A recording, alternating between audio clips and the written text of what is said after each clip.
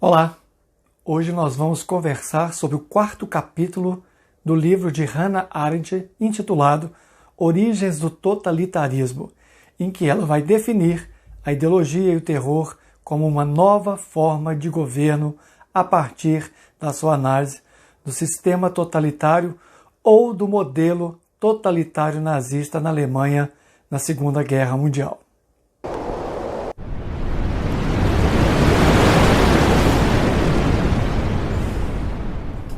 O primeiro passo para compreender o livro Origens do Totalitarismo é apresentar a época em que ele foi redigido. A sua escrita, a sua pesquisa começou no ano de 1945, ainda sob o impacto do que havia acontecido ao povo judeu na Alemanha de Hitler. A pesquisa foi até 1949 e o livro foi publicado originalmente nos Estados Unidos da América no ano de 1951. Quando este livro foi publicado, chamou a atenção exatamente o fato de uma filósofa, especialmente uma filósofa da política ou da ciência política, dizer a respeito da origem de um evento histórico. Se nós formos analisar o título Origens do Totalitarismo, nós vamos perceber que muito mais do que buscar uma causa histórica para o evento do totalitarismo nazista na Alemanha, o chamado sistema totalitário, Hannah Arendt está tentando buscar, evidentemente, o que nós chamamos na filosofia de fundamentos. Ela busca, então, uma fundamentação para o que aconteceu naquele contexto histórico. Mais que isso, ela está buscando também os pressupostos que levaram ao fenômeno nazista, ao fenômeno totalitário. Ou seja, ela está buscando os axiomas, aqueles pontos de partida, aquele momento em que a gente diz que algo iniciou a partir de uma nova forma de ver, interpretar o mundo e uma forma também de ver e interpretar a política.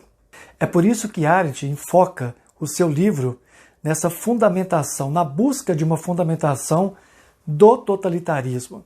Mais que isso, ela mesmo diz que é preciso saber, entender, compreender o que aconteceu. Mais do que isso, ela vai dizer que é fundamental elencar os motivos por que o totalitarismo aconteceu daquela forma, daquela maneira, daquele jeito. E como nós devemos compreender o seu fenômeno, o seu acontecimento. Ora, sabemos então que esse sistema totalitário, ou totalitarismo, como Hannah Arendt deseja identificar, deseja fundamentar e deseja buscar os seus pressupostos, nada mais é do que uma tentativa de reconciliação com a própria realidade política do mundo. Arendt insiste o tempo todo que é fundamental que na política saibamos reconciliar o tempo todo através da compreensão com os eventos do passado. Seria então uma forma de perdoar o totalitarismo e todas as aberrações que ele cometeu na Alemanha nazista? Talvez não seja essa apenas a interpretação, mas o importante é dizer que, para continuar mantendo o mundo como ele é, o mundo habitável, o mundo em que convivemos, em que criamos significado, é preciso nos reconciliar com o passado. E nada mais importante do que reconciliar com o passado do que compreender a origem desse fenômeno que foi o totalitarismo. A compreensão é um movimento que vai do passado para o presente, mas acima de tudo mira o futuro, já que é preciso continuar acreditando na própria humanidade e que o homem pode trilhar um novo e interessante caminho político. Nesse sentido, nós precisamos entender que o totalitarismo ele é uma ruptura total com a tradição do mundo ocidental. Não apenas uma tradição filosófica, mas também uma tradição política. E nesse sentido, nós temos que entender que politicamente, para Arendt, o homem é dotado da capacidade de criar novos começos o tempo inteiro. O conceito de totalitarismo ao qual Arendt se refere é um conceito histórico e também político. Historicamente falando, nós sabemos que ele foi criado em torno de 1920 e se fundamentou como doutrina política por volta de 1930. A expressão tudo no Estado, nada contra o Estado, nada fora do Estado, foi criada pelo presidente da Itália, Benito Mussolini, o fundador do fascismo italiano. Significa então que tudo no Estado, nada contra o Estado, nada fora do Estado, além de ser uma premissa do fascismo italiano, é um dos fundamentos do totalitarismo ou o sistema totalitário. O fascismo italiano chega à Alemanha por volta de 1933, quando Adolf Hitler assume o poder, através de um golpe de Estado. Ora, quando ele assume o poder e cria na Alemanha um Estado novo de características nazi-fascistas, significa então que nesse momento ele está rompendo com a tradição política ocidental. O Estado totalitário fascista e o Estado totalitário nazista é baseado exatamente na noção de que não é preciso mais haver classes sociais. O Estado nazista ele rompe com essa noção de classe social e pretende trabalhar com uma outra categoria política, a categoria política de massa. O homem da massa, o homem supérfluo, o homem que conta apenas como número e representatividade do povo alemão, e aí vem a noção de multidão ao invés de povo. Este homem da massa, ou essa massa que não quer dizer muita coisa a não ser o pano de fundo de atuação política para o seu chefe maior, o Führer, no caso Adolf Hitler, o Estado nazi-fascista ou o sistema totalitário na Alemanha tenta romper com uma tradição de qualificar a sociedade alemã como um Estado liberal. A ditadura unipartidária nazi-fascista da Alemanha, encabeçada por Adolf Hitler, nada mais quis que romper com a tradição do Estado liberal, criando um Estado em que não há mais a noção de classe social, mas, acima de tudo, de uma multidão ou de uma massa. O homem da massa aparece como pano de fundo do empoderamento do chefe nazista, ou, no caso da Alemanha, do Führer, o Adolf Hitler. Além do unipartidarismo, nós sabemos que o sistema totalitário na Alemanha, ou a forma nazista de governar um Estado, é caracterizada por uma categoria utilitária. O que vamos fazer a partir de agora é para a utilidade do povo, para a utilidade do bem comum. Essa categoria utilitária rompe com uma tradição, modifica uma tradição política que dizia que o mais importante é que um Estado esteja dentro da legalidade ou dentro das constituições federais, que normatizam e sempre normatizaram o comportamento dos governantes dentro do Estado. Além disso, a conduta moral ela é fundamental para que nós tenhamos um princípio de ação dentro de uma sociedade. Além disso, existe a lógica do senso comum que nos permite entender o que está acontecendo naquele jogo político. É também o que Arendt chama de a categoria do bom senso. Tudo isso, de certa maneira, as modificações legais, morais, lógicas e do bom senso, tudo isso leva a uma nova categoria, em que é preciso aceitar o que diz o governante, de preferência de maneira a não questioná-lo. Nós perdemos, nesse contexto, a capacidade de julgamento ético e moral. Matar passa a ser a lei do Estado. Perseguir, prender, execução sumária e a pior contribuição desse governo para a história, a criação dos campos de concentração e de extermínio. A ação ela é comprometida no seu conjunto. Para que nós tenhamos uma ação como a pensou Hannah Arendt, precisamos de um espaço público em que é possível a livre manifestação. E nós sabemos que através da propaganda, o governo nazista ele implementou uma nova dinâmica para o discurso em espaço público. O discurso unificado na figura do Führer, na figura do líder, na figura do chefe de Estado, onde o povo, nesse caso a multidão, aparece apenas como massa de manobra. Arendt insiste que o governo nazista, ou a nova forma de governo nazista, rompeu com todas as tradições ocidentais da política. Vejamos o que isso significa. Quem categorizou as 3 formas tradicionais da política no mundo ocidental foi Montesquieu. Segundo Montesquieu, um pensador francês, a monarquia tem como princípio orientador da ação do seu povo, das pessoas que habitam um determinado território, governados por uma determinada forma de governo.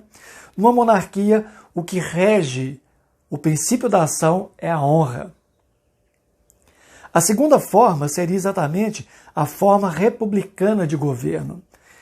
Numa república, o princípio orientador da ação nada mais é do que a virtude, o bom agir, agir em prol do bem comum.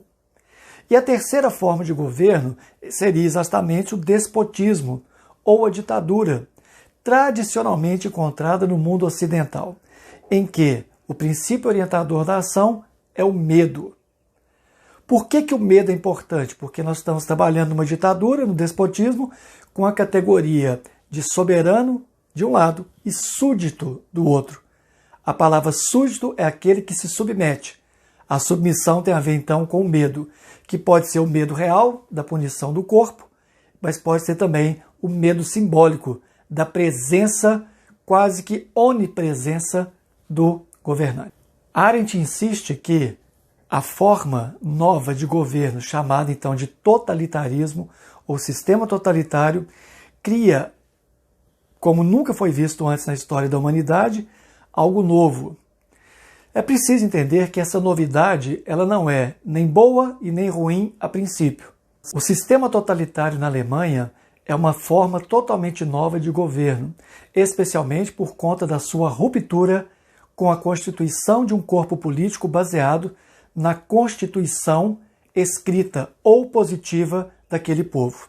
Isso significa que há uma ruptura radical com as leis positivas, as leis escritas, as leis que tangenciavam, que organizavam, que disciplinavam a vida em comum na Alemanha. E mais que isso, há uma ruptura com a tradição. A tradição no mundo ocidental, alicerçada a partir do século XVIII na Constituição Federal, é rompida com um golpe de Estado na Alemanha. Não que não tenha havido golpes de Estado em outros lugares, mas o totalitarismo alemão rompe com toda e qualquer categoria positiva. Uma pergunta fundamental para compreender Hannah Arendt, especialmente no livro Origens do Totalitarismo, é quando ela afirma que houve uma ruptura com a tradição ocidental.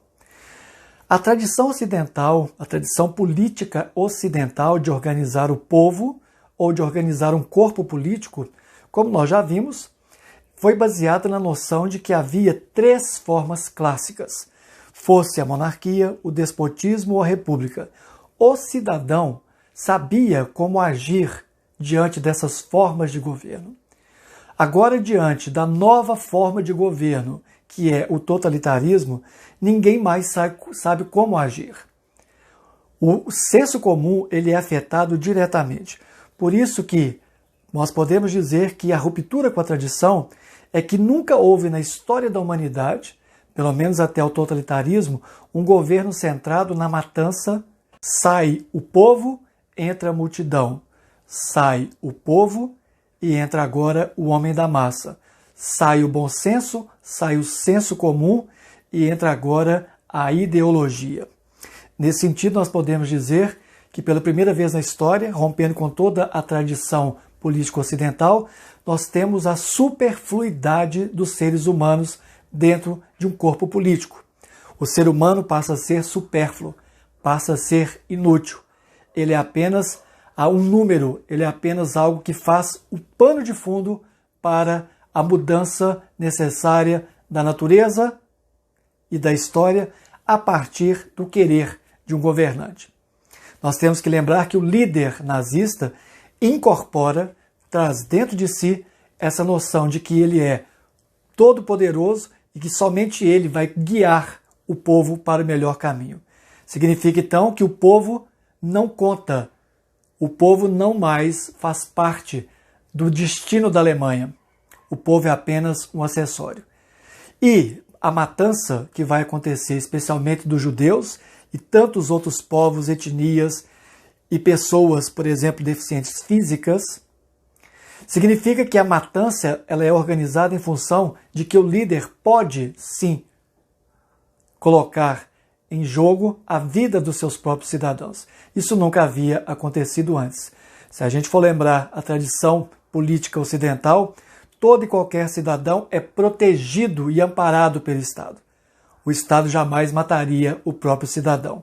E mesmo que o matasse em épocas de grande violência ou mesmo de revolução, haveria uma justificativa moral e, mais do que isso, deveria haver uma justificativa baseada na legislação, na lei e na legalidade.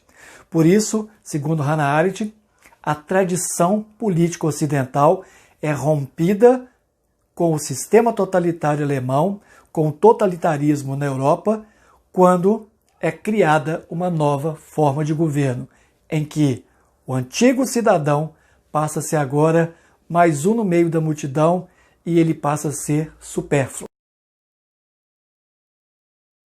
Inscreva-se no nosso canal, curta, compartilhe e até a próxima.